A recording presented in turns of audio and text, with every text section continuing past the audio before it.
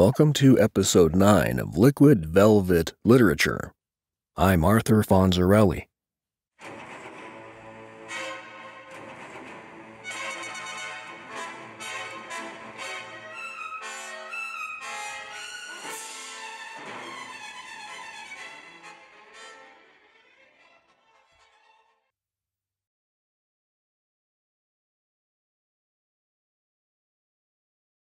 Alright, welcome to Episode 9 of Liquid Velvet Literature here on Prose Radio.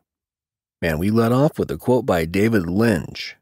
I have to admit that I was later to Lynch than most people I knew at the time. While all my friends were watching Twin Peaks, I just never felt like watching a show, regardless of Cheryl and Fenn back then.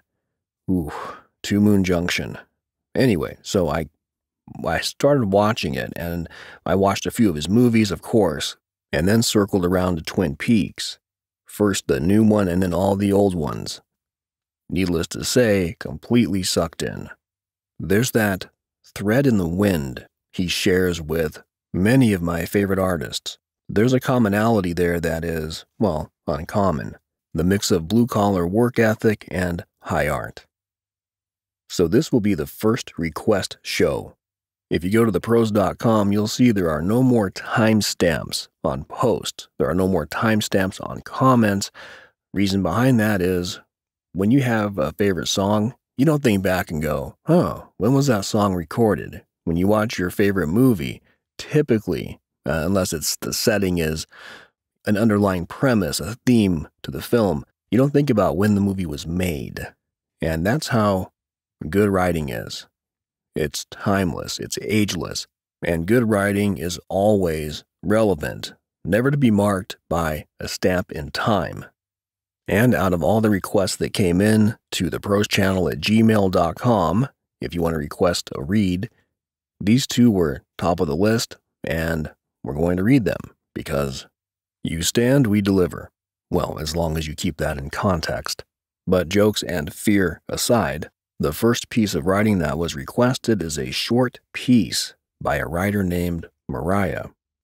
It's untitled and exquisite. Taking refuge in a stranger's poetry, pondering how they know my pain better than I. You know, I have to say, that piece was so important to me to read.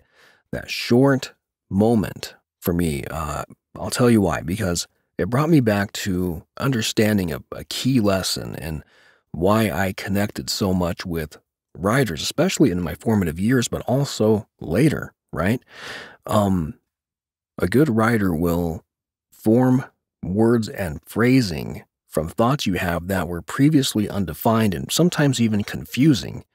And when I first read people like E. Cummings or Bukowski or even philosophy, even the axioms and aphorisms of great philosophers, it articulated weird blobs of confusion and undefined madness for me. And I know exactly what Mariah means in that piece, and I am so happy I ran across that.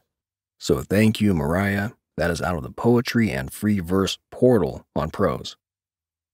Coming up next in the same portal is pchiefc.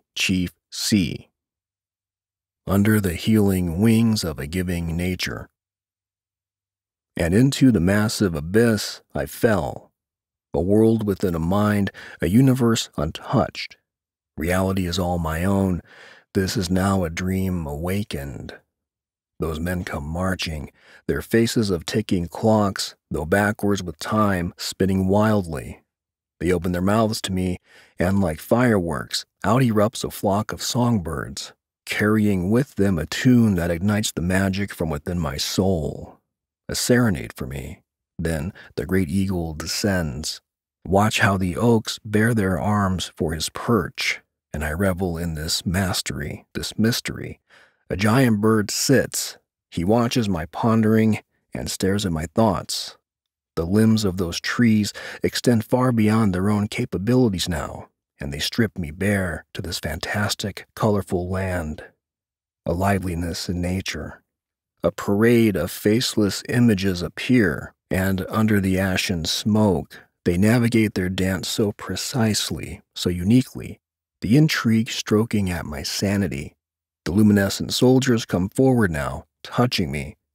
But what a wondrous surprise in their cuff to my flesh, making me quiver in only what I could imagine a great holiness to be.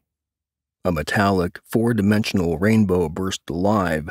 Oh, how it streaks about so confidently along the innocent blue skies, its glowing spirit of essence illuminating the mossy earth below my feet. I feel it awaken, a childhood memory to everything the universe has eyed upon, all it had ever felt, and it covers me, a warm, safe blanket, security, peace. I am not afraid, sheathed in a gloss of an ever-living dream. And oh, how so tenderly it cradles me in its arms. I can taste upon the breast and of the life inside as those distant soothing melodies venture towards my ears. I can feel the swell of a new evolution begin, a renewal, a birth. The wings of the eagle spread, and how exquisitely they are seen, displayed bravely, as they shine of a peacock's dandy nature. I see, falling down upon me, twirled sensually in an emotional vision, is a dimly lit brightness lost in the freedom of a feather's flutter, painted, artistically captured, though its intensity to never be shown face. It surely is a vision to behold. I stand, and with newfound eyes I see the beauty in me, as the festive dance of a perfect season's day expands, and ever so cheerfully, a bewilderment that lays in the anarchy of happiness reincarnates, and how that old and mutated cocoon shed itself from the pricks of my skin. For now I have wings. The eagle calls to me, I follow. This place is now my own, a belonging.